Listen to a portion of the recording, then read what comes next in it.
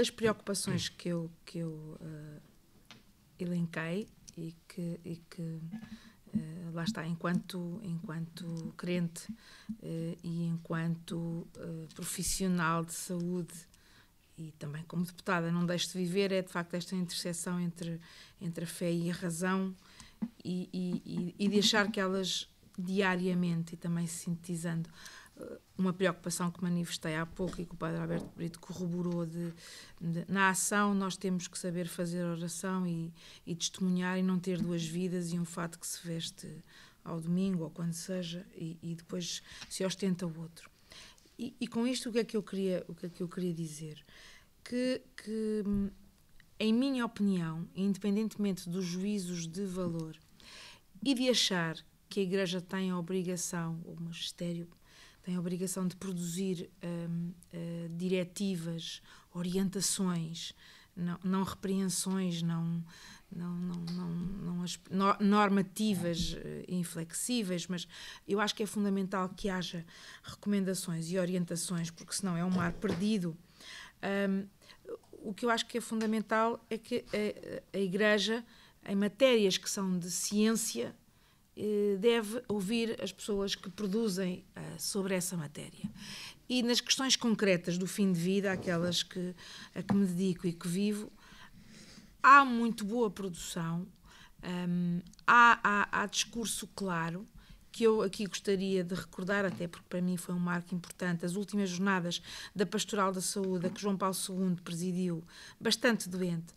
foram sobre o fim de vida e sobre os cuidados paliativos e sobre outras opções, sendo que, para mim, os cuidados paliativos não são uma opção, são um direito que as pessoas deveriam ter, mas, adiante, de facto, em relação às questões concretas do fim de vida, como em relação às questões do aborto, para já essas ponho-as em prateleiras diferentes. Eu penso que, para além de ter que ouvir claramente aqueles que produzem e que refletem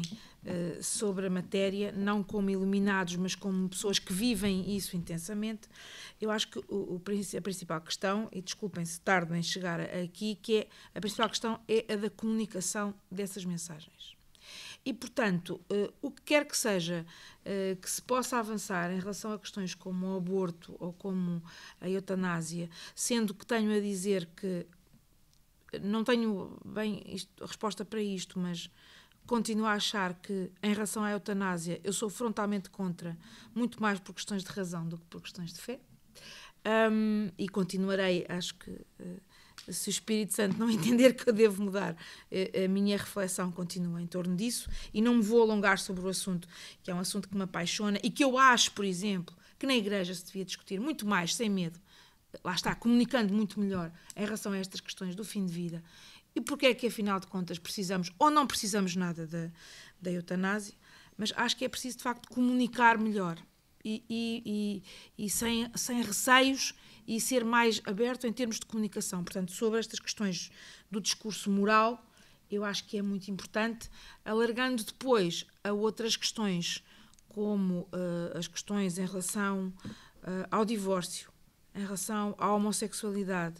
em relação ao casamento entre pessoas do mesmo sexo, ao casamento dos sacerdotes, etc., etc., continuo a considerar que é preciso não ter receio de debater, insisto, não numa lógica de combate, de raiz muito confrontativa, mas de enriquecimento e de partilha, sendo que, de facto, depois haverá quem pode, quem deve, quem decide sobre quais são as melhores orientações para o tempo presente. Eu tenho nessa matéria muitas dúvidas e menos certezas. Considero, insisto, que sem dizer do A, do B ou do C, que é necessário, é enriquecedor que se possa discutir e falar sobre o tema com serenidade e não transformando o debate sobre o assunto como o fim em si mesmo, que é aquilo que eu vejo algumas vezes acontecer. E, portanto, sem lhe ter respondido concretamente sobre a questão da eutanásia,